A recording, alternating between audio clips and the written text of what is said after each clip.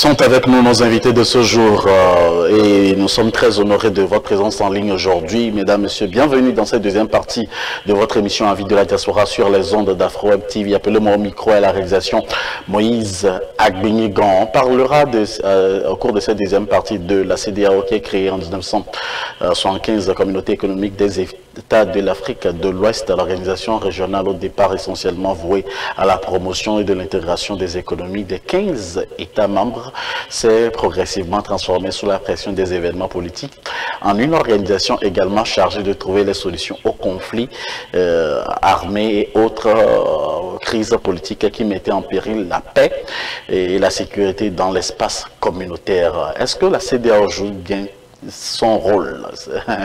Est-ce qu'aujourd'hui elle est face à des difficultés du côté du Mali, de la Guinée et maintenant donc du Burkina Faso? Et que fera la CEDEAO face maintenant à ce grand défi?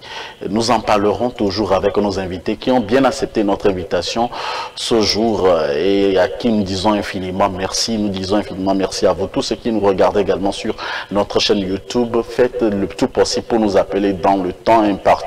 C'est très important et surtout réagissez sur le +1 319 462 89 119, numéro WhatsApp et numéro direct à votre disposition. Alors pour en débattre, nous avons convié également pour cette occasion M. Yampapou Yambouama, analyste politique et membre de la société civile, et M.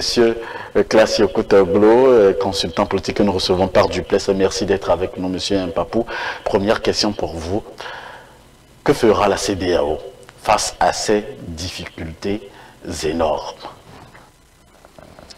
Ce que la CEDEAO va faire, c'est ce qu'elle a commencé à faire, c'est-à-dire condamner le coup d'État et prendre contact avec les militaires qui ont pris le pouvoir, réclamer la libération du chef de l'État, qu'ils disent avoir donc démissionné sous l'effet de la pression et qui n'est pas acceptable selon eux.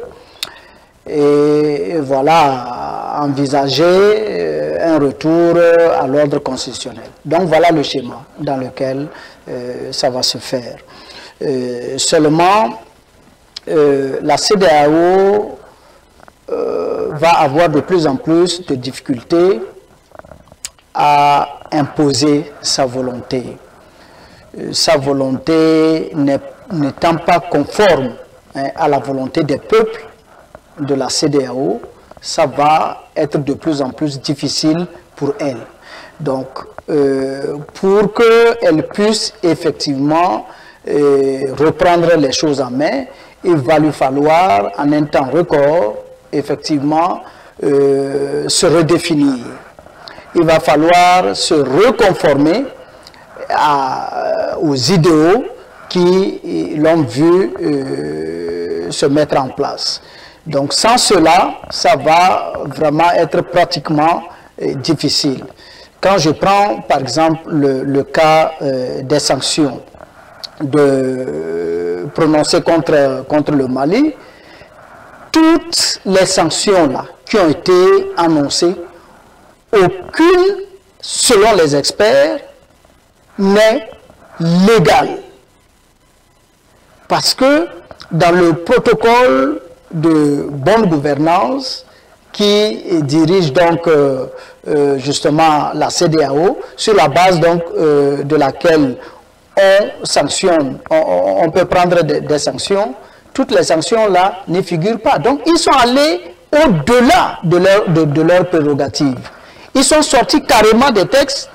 Par exemple, on nous dit que la fermeture des frontières n'existe pas dans ce protocole-là.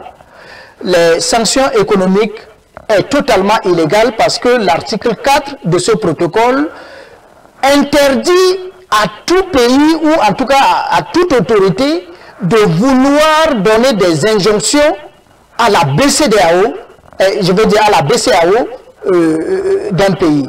C'est-à-dire que même aux banques, je veux dire commerciales et à la BCEAO. Ça veut dire qu'une autorité ne peut pas, par exemple, décider de dire à une banque ou même à la BCEAO, donc installée dans son pays, ce qu'elle doit faire. Et là maintenant, c'est eux-mêmes qui décident de dire à la BCEAO de bloquer les avoirs du Mali. Vous comprenez? Ça veut dire que tout est vraiment illégal. La seule sanction qui est prévue dans ce protocole-là, c'est que quand un pays ne respecte pas les règles du fonctionnement de la CEDEAO, qu'on suspende le pays. Vous comprenez? On suspend le pays des instances de la CEDEAO. Ça, c'est la première chose. Deuxième chose, qu'on puisse faire en sorte qu'aucune activité liée donc à la CEDEAO ne puisse se passer dans ce pays-là. Et que troisième sanction, si ce pays-là avait une candidature sur le plan international qui nécessite l'appui des autres pays de la CEDEAO, les autres pays ne doivent pas appuyer cette candidature. Voilà les trois types de sanctions qui sont prévues dans le protocole. Bon, maintenant qu'on nous dise, par rapport à toute cette panoplie de sanctions-là qui a été prise contre le Mali, où est-ce qu'ils ont sorti ça? Donc, ce qui vient conforter effectivement le fait que les peuples de la CEDEAO pensent que c'est la France qui a rédigé ces sanctions-là et a fait approuver ça par la CEDEAO. Et du reste, au forum de Dakar, la ministre des Armées Parly avait déjà annoncé que ces sanctions-là devaient être prises par la CEDEAO. Et voilà, quelques semaines plus tard, les sanctions étaient sorties. Donc, si vraiment la CEDEAO veut vraiment qu'on la prenne au sérieux, il va falloir se redéfinir de façon à se raligner sur les volontés populaires et qui sont contenues dans ces textes. Ce qui n'est pas contenu dans ces textes, il va falloir donc réformer pour voir qu'est-ce qu'il faut ajouter dedans et de façon à ce que ça puisse faire sens. Et donc, j'ouvre donc cette brèche-là pour répondre au dernier intervenant qui a posé la question des coups d'État, comme si nous avions dit que nous soutenons les coups d'État. Non, ce n'est pas que nous soutenons les coups d'État, nous avons fait un constat. C'est que les coups d'État ont existé de tout temps. On a vu des coups d'État qui ont été orchestrés par des présidents parce qu'ils sont bons et parce que d'autres ne les aiment pas. On les a fait coups d'État. Il y a d'autres coups d'État qui ont fait partie des gens qui faisaient souffrir leur peuple. Ça aussi, c'est une réalité. Donc maintenant, pour trouver une solution à ça, puisque ça revient, toutes les décisions qu'on a prises, ça ne résout pas le problème, qu'est-ce qu'il faut faire? Parce qu'en réalité, la solution pour le coup d'État devrait être la bonne gouvernance. Mais quand un pays fait de la bonne gouvernance et qu'on lui fait un coup d'État, comment est-ce que vous pouvez comprendre ça? Donc ça veut dire que cette solution de bonne gouvernance seulement ne suffit pas. C'est pourquoi nous avons proposé que les chefs d'État de la CEDEAO prennent effectivement cette disposition-là pour inclure le coup d'État dans les constitutions de façon à ce que tout le monde sait clairement ce qu'un président doit faire pour mériter un coup d'État. Et quand ça se passe comme ça, ça veut dire que lorsqu'il y a un coup d'État et lorsque ça respecte les conditions, non, les institutions ne s'arrêtent plus. On n'a pas besoin de casser l'Assemblée nationale, on n'a pas besoin de casser la Constitution, on n'a pas besoin de tout refaire. Non, on constate tout simplement qu'un président a trahi sa population, on le met de côté, et puis celui qui vient continue tout simplement. Donc ça ne va absolument rien changer. Donc c'est cette façon-là que nous pensons que ça peut effectivement stabiliser nos États. Voilà. Parce qu'à un certain moment donné, il faut faire face effectivement à la réalité. Il y a monsieur Yampapo, merci. Vous avez répondu à l'auditeur. Alors vous pouvez toujours continuer par nous appeler sur le plus 1 319 462 89 119. Monsieur Klassio Koutoglo est également avec nous. On parle de la CEDEAO et de ses sanctions et on connaît déjà le schéma de la CEDEAO. Est-ce que la CEDEAO pourra utiliser d'autres moyens pour arrêter ces coups d'État dont nous parlons aujourd'hui? Et que fera la CEDEAO face à cette difficulté donc, du Burkina Faso pour une vraie sortie de crise? Monsieur Klassio Koutoglo. La CEDEAO n'existe plus dans l'entendement des Africains, des peuples africains. Il faut que ça soit clair dans vos têtes. la jeunesse africaine va sauter tous les chefs d'État qui sont dans l'allure de cette France-là, maudite pour le continent africain. Il faut que ça soit clair. Ne calculez plus... Quand vous dites va sauter, que voulez-vous, où est-ce que vous voulez vous en venir? Tu comprends ce qui se saute déjà en Guinée, au Mali, et puis ensuite au Burkina Faso. Ça va continuer dans les États. Il faut que ça soit clair. Ça, c'est M. Classique qui le dit. Rien ne prouve. C'est la mentalité des Africains qui le dit. C'est pas Classio. Vous ne pensez pas que M. Classio, que les autres présidents vont en ce moment redoubler leur sécurité et prendre des mesures idoines pour ne pas être confrontés à ces genres de situations? Mon frère, ce qui se passe aujourd'hui en Afrique de l'Ouest, aucun chef d'État d'Afrique qui ne veut pas rester dans la lure peut empêcher ce qui arrive. Je te le dis clair et net. Aujourd'hui, il faut qu'il m'écoute, quoi. Ce qui est aujourd'hui en Afrique de l'Ouest, si les chefs d'État d'Afrique de l'Ouest ne veulent pas comprendre et puis ensuite nous arrêtons ce qui ne va pas, chercher la cause et on n'arrête pas. Même Faure Gnassingbé du Togo ne peut pas arrêter. Moi, je te le dis. C'est vous qui le dites. Monsieur Classe, répondez maintenant à ma question posée. Revenons à la CEDEAO. La CEDEAO, ils ont un appareil enfin pour mesurer qu'il y a une pression sur un chef d'État de démissionner. Et cette même CEDEAO n'utilise pas ce même appareil pour mesurer la pression des dictateurs sur les peuples pour pouvoir organiser des élections bancales et puis ensuite des résultats frauduleux et modifier des constitutions, tripatouer des constitutions pour rester au pouvoir pendant 3, 4, 5 mandats. Tant que nous ne trouvons pas des solutions à ces problèmes, le coup d'État va pleuvoir. Kofi Annan a dit ceci. Je cite bien. Ou bien je paraphrase. Kofi Annan, le secrétaire général des Nations Unies, c'est-à-dire ONU, le Ghanéen Kofi Annan a dit ceci. Lorsque ça ne va pas dans le pays et que les dictateurs utilisent l'appareil de l'État contre les peuples et non pas dans le sens de l'aspiration du peuple, la seule chose qui reste pour ce pays est d'appeler l'armée à faire le coup d'État. Ce n'est pas moi qui le dis.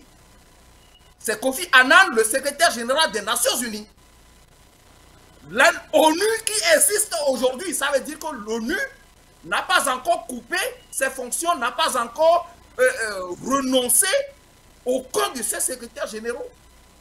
Donc ça veut dire que les chefs d'État des pays d'Afrique francophone là, ils doivent commencer par comprendre que quelque chose ne va pas bien dans leur pays.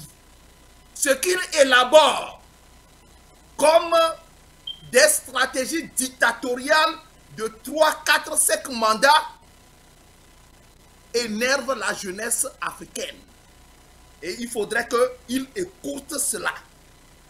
Permettez-moi, parce que j'ai reçu le message clair et net de chargé Alassane Ouattara à travers votre émission spéciale d'aujourd'hui. La manière dont Alassane Ouattara est arrivé au pouvoir avec les bombes françaises, c'est de cette manière qu'il partira bientôt avec les bombes. Il faudrait qu'il soit clair. S'il ne s'accommode pas à la réalité et en utilisant son chef pour pouvoir ordonner au BCAO et aux autres, influencer les gens pour pouvoir prendre des sanctions saugrenues contre les gens en Afrique pour faire souffrir les peuples africains vont le bombarder. Il faudrait que le message soit clair. Moi, je le passe à travers votre émission pour les Ivoiriens et pour Alassane Ouattara aujourd'hui. C'est Classio Koutoglo qui le dit. Je m'arrête là-bas. Ça n'engage que M. Classio Koutoglo pour ses propos. M. Classio. Alors, M. Yampapou Yambouamam, quand nous revenons par exemple à la CEDEAO, est-ce que la CEDEAO s'est éloignée vraiment des peuples et ignore vraiment la volonté des peuples, comme le pensent d'autres personnes. Oui, en réalité, ce n'est même pas le fait que les gens le pensent. Il y a des actes qui le démontrent. La CEDEAO s'éloigne de plus en plus. Malheureusement, à un moment où leur peuple va dans le sens contraire de l'affermissement de l'Afrique, je veux dire dans l'affermissement, comment on appelle ça, l'affirmation de l'Afrique. Les gens veulent que l'Afrique s'affirme. Et pendant ce temps, la CEDEAO montre un point faible qu'on ne peut pas comprendre. Elle continue de recevoir le financement de la France et de l'Union européenne pour son propre fonctionnement. Et du coup, comme vous le savez, la main qui donne est la main qui commande. Ça, il n'y a rien à faire. Et maintenant, quels sont les éléments qui font que les gens pensent que la CEDEAO s'éloigne? Dans la crise qui a secoué la Côte d'Ivoire de Gbagbo Laurent, nous avons vu la CEDEAO prendre une position vraiment que personne jusqu'à aujourd'hui n'arrive à comprendre. Parce que c'est quand même Laurent Gbagbo qui était le chef d'État légalement constitué. Bon, les autres, ce n'était pas un coup d'État. Ce n'est pas parce que vous êtes panafricaniste que vous le dites. Ce n'est pas cela. Il était le chef d'État de la Côte d'Ivoire, oui ou non?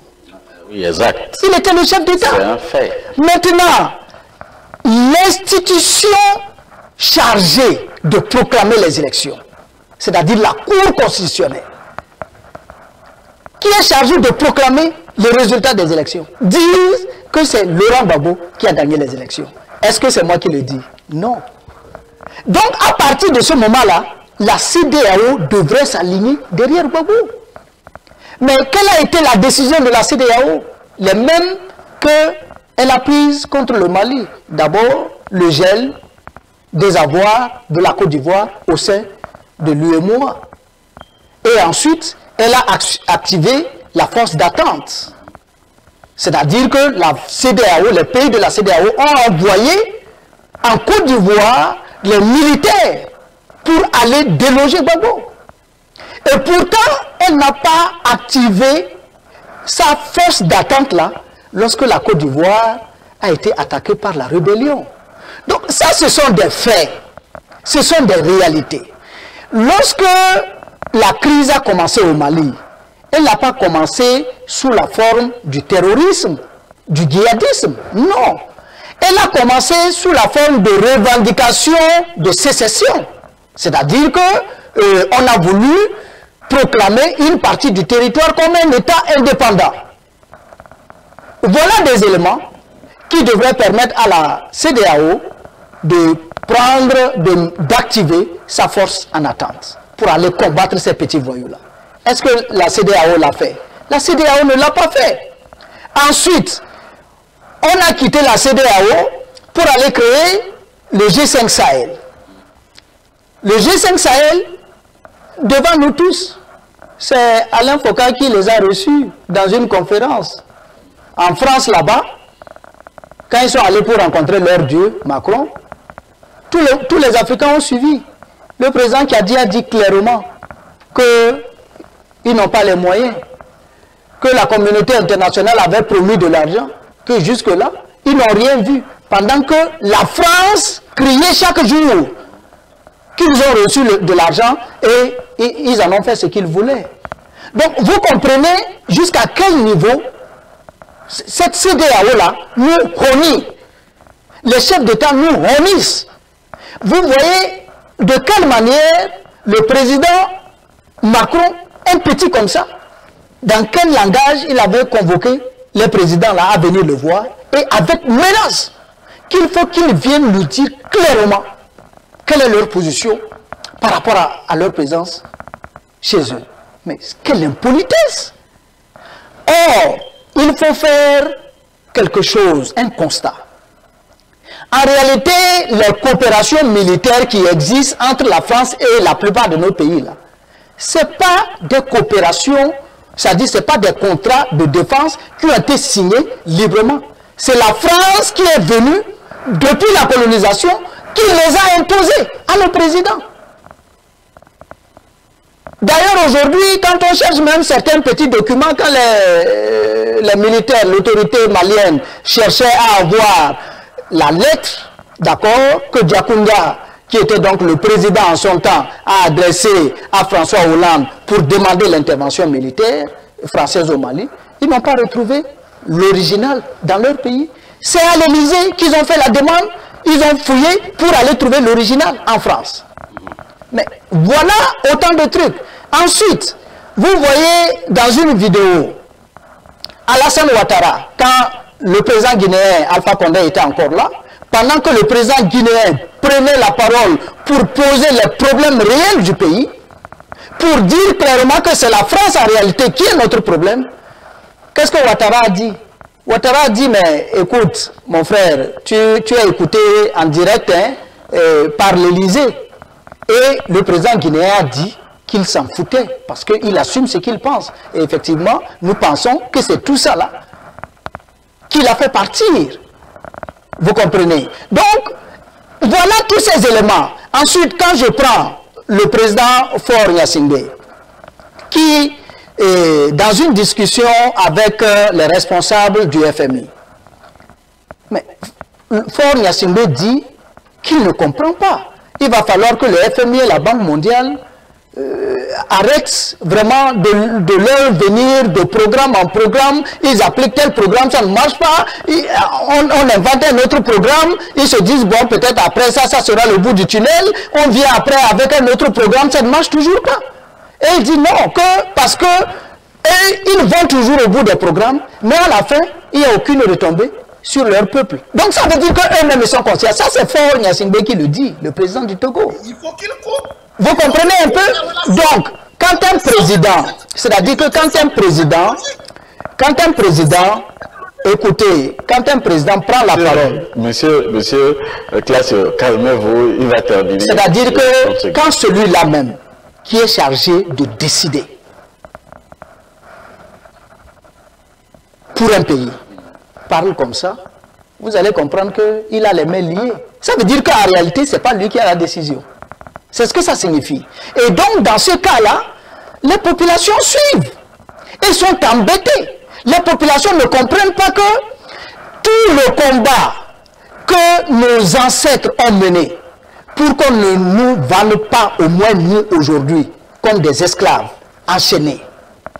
Les gens ont versé leur sang pour la dignité, pour que nous aujourd'hui on soit des gens libres et que d'autres personnes arrivent et puis laissent, d'accord, c'est-à-dire nous ramènent dans cette situation-là où on est obligé de se référer à d'autres personnes. Donc voilà des éléments. C'est pourquoi je dis que quand on parle, il faut avancer des faits, il faut dire ce qui est. C'est comme ça qu'on instruit la population. Ce n'est pas qu'on se permet parce qu'on est courageux ou bien parce qu'on est ceci. Non, il y a des choses qui font que les Africains ne se sentent plus respectés. Et c'est à cause de ça, partout où on se retrouve, dans les autres pays, aucun pays ne nous respecte. Aucun pays ne nous respecte. On nous piétine partout.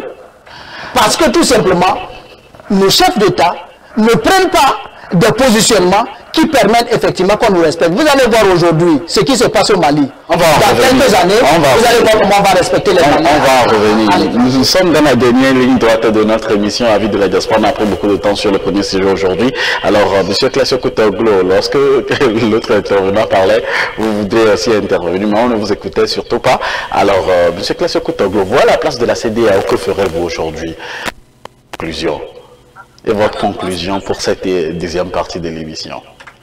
À la place de la CEDEAO, si la CEDEAO veut toujours exister, il va falloir que la CEDEAO ou les responsables de la CEDEAO se rendent humbles. Parce qu'il faut leur dire aujourd'hui que la CEDEAO n'existe, la CEDEAO n'a pas de force. Même tous les pays réunis au niveau de la CEDEAO n'ont aucune force aujourd'hui contre le rapport que la jeunesse africaine a. Il faudrait qu'ils comprennent ça. Bon, maintenant, il faudrait qu'ils se rendent conscients qu'il y a un rapport de force qui existe, il y a un réveil des peuples africains, et puis ensuite, il y a une décadence éthique de leur part. Maintenant, quand ils se rendent compte de cette réalité, ils vont chercher les causes de ce qui cause cette instabilité. Ils vont creuser et retrouver que la modification bête des constitutions est un problème. Ils vont comprendre que le fait de rester au pouvoir 3, 4 mandats, 5 mandats est un problème. Ils vont comprendre que la gourmandise à la tête des pays est un problème. Maintenant, quand ils comprennent ces problèmes, ils vont aussi aller très loin, analyser pour comprendre que quand ce que Moïse connaît, ce que Yambabo connaît, ce que Krassio connaît, si on les met ensemble dans une certaine unicité, avec une même énergie, dans un processus ou bien dans un cadre bien déterminé, avec des règles bien et une justice indépendante au centre, on peut être à l'aise sur notre territoire comme nous sommes aujourd'hui à l'aise sur le territoire américain. On parle, on peut dénoncer, on peut se rendre à la justice, on est libre de tout faire. Quand ils comprennent cela, vous allez voir qu'il n'y aura plus de coup d'État en Afrique. Le coup d'État vient d'où? Le coup d'État vient de la façon dont nous sommes énervés. Et toutes nos intelligences aujourd'hui sont utilisées pour pouvoir faire quelque chose afin de leur donner le signal. C'est le signal qui est là.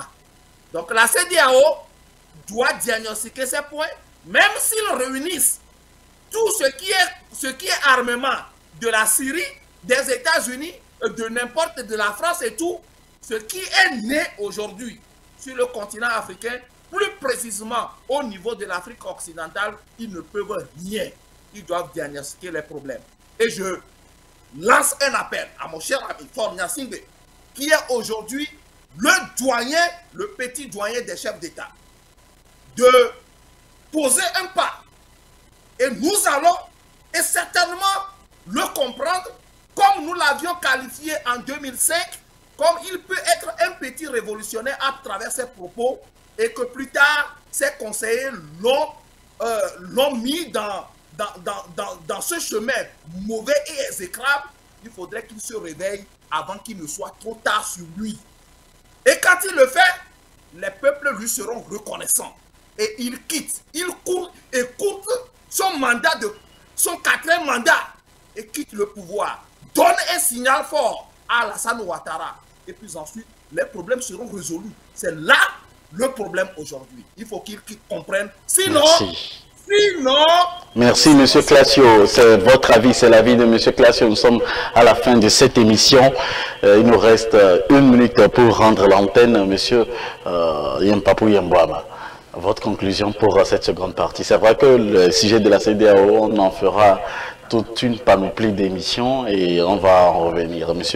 Yampapou, votre conclusion? Alors... c'est difficile de conclure sur un sujet aussi large, mais il faut quand même y aller. Nous sommes en face de l'échec de tout un système. Et ça, c'est une leçon à tirer. C'est en réalité l'échec même de la démocratie en Afrique. Si les coups d'État foisonnent ces dernières années, c'est la preuve même de l'échec de la démocratie. Et je voudrais, par rapport aux propositions que nous avons faites au chef d'État de la CEDEAO, je voudrais encore rappeler que le militaire ne doit pas être vu comme un simple citoyen qui n'a autre chose à faire que d'obéir aux ordres de ceux qui le commandent. Non, il faut qu'on arrête cette façon de voir le militaire.